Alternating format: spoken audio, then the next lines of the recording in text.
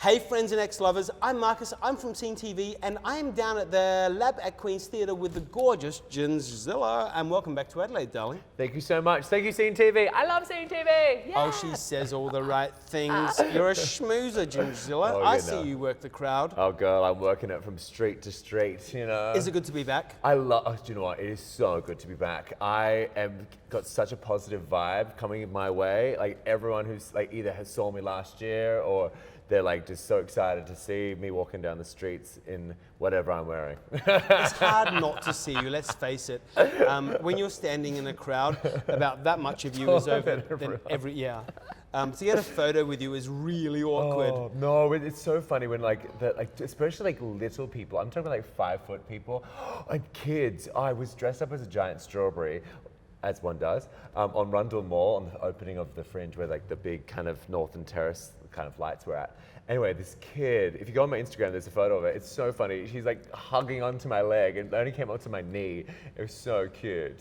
Adorable. So cute, they do love you here though, don't they? I do. Like last year when you were here for the first time, Adelaide fell in love with Gingzilla, didn't they? Overwhelmingly. Totally. Overwhelmingly. Like it took me by such a surprise that my little show that had never been seen anywhere else in the world came to Adelaide and got such a positive response, like winning Best Cabaret Weekly Award and like the big one, the Overall Innovation Award, which was so overwhelming for like literally playing only 12 little shows and then to have had extended and just like, it was crazy. I was so overwhelmed. So coming back for 2018 was an easy decision. Oh, yeah? yes. I was like, sign me up, put me up straight away, boom. Of course, the name of the show is Gingzilla, Glam Monster versus the World.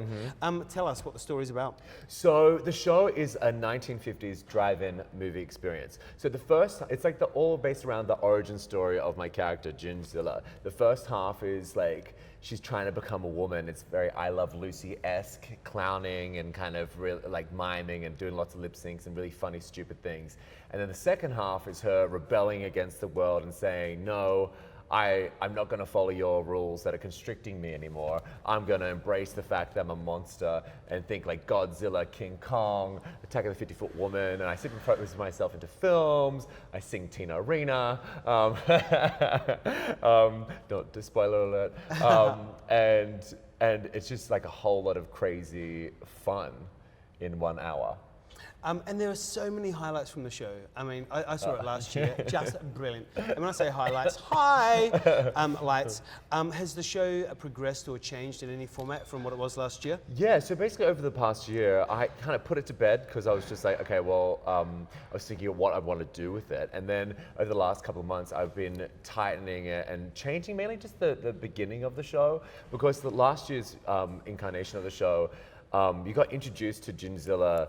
Or you get introduced as Usherette character, and she is now going to be like this MC kind of character where you get to know me as a personality more. Because once you get into the show, it's like that's it. You're in the show. You're ready to watch. Like you're ready to sit down, buckle in, and then also the character that you see within the show is like this down and out kind of wannabe woman, and she's like the world is kind of like trying to make her to be something that she's not. So like that's what I've changed. Rather than seeing like the amazing like the Gingzilla presence straight up, you kind of it's going to come to you slowly and feel like the arc of this character is going to take you on a journey more. Too awesome. Yeah.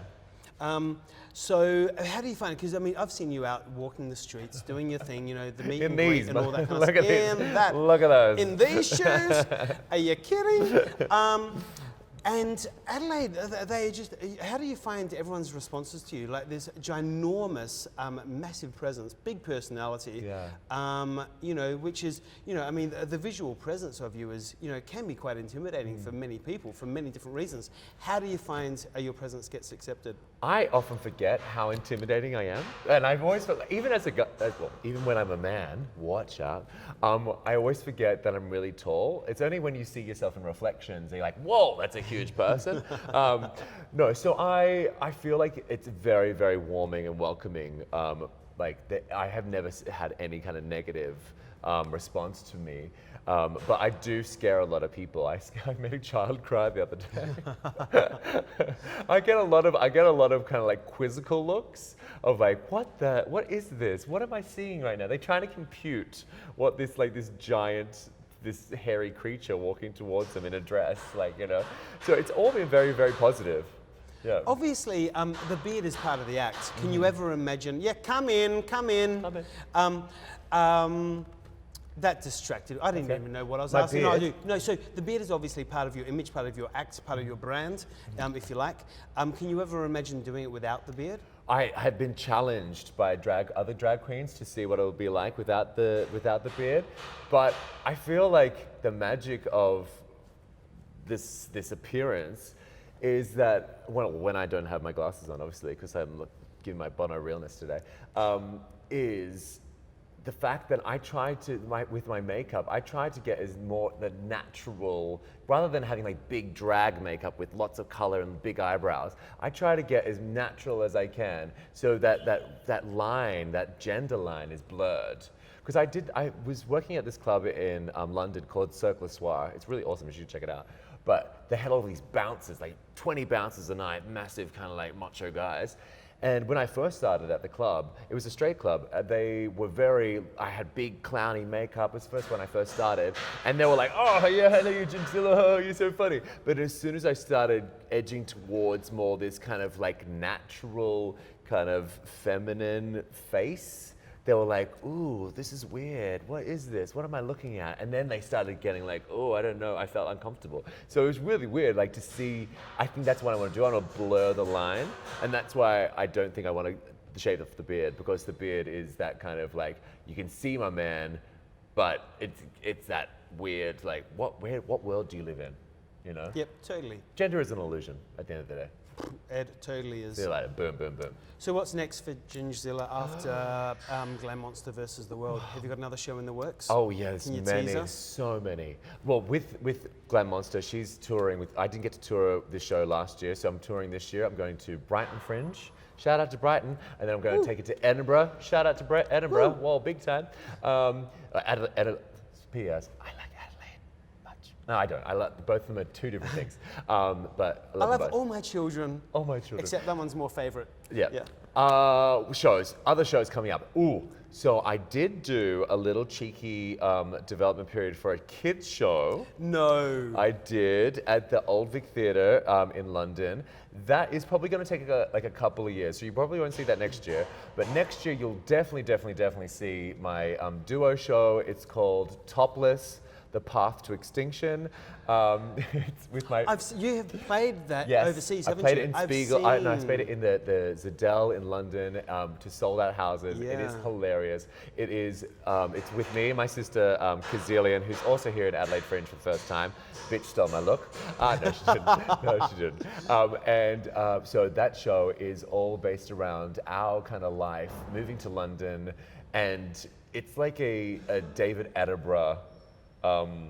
Parallel to our life and our life moving to London and our search for, so our characters are like these prehistoric, like Gingzilla is like this prehistoric dinosaur person, and then Gingzilla is like this future evolution of her character.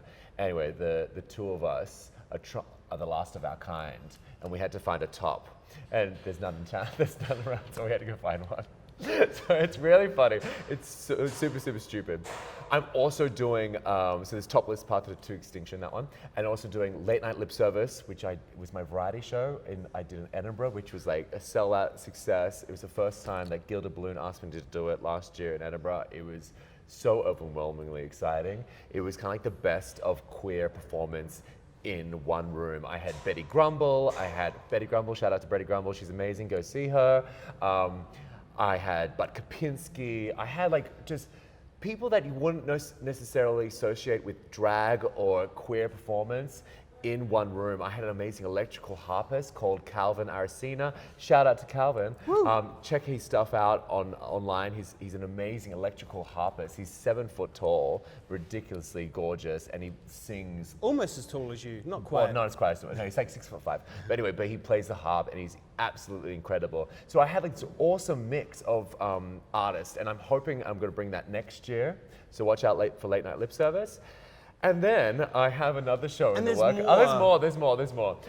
My other show, it's going to be more traditional cabaret. I think I'm not going to, I don't know, I shouldn't talk about no's and nots, but possibilities, there are only possibilities. I'm doing a show that I've created. It's going to be called Getting Gurney with Bernie. And it's a very traditional cabaret. There is so much more Gingzilla to come our way by the seams. I'm looking forward to it. Yes. But Glam Monster versus the World is playing at Gluttony this year. And it starts Oh, it's so exciting. February 27 it starts, Yes. and it runs until March 18th, right until the end. Right until the very end, just the way you like it. What was the name of the tent? Oh, Spiegelzelt. Spiegelzelt. It's like the baby Spiegel tent in Gluttony. It's so cute. In Gluttony, get on Fringe Sticks, get your tickets. Gingzilla is amazing if you haven't seen her before. I love her, Scene TV loves her, and you will too. You've been watching Scene TV. Markus, Gingzilla, cheers. What? See you soon.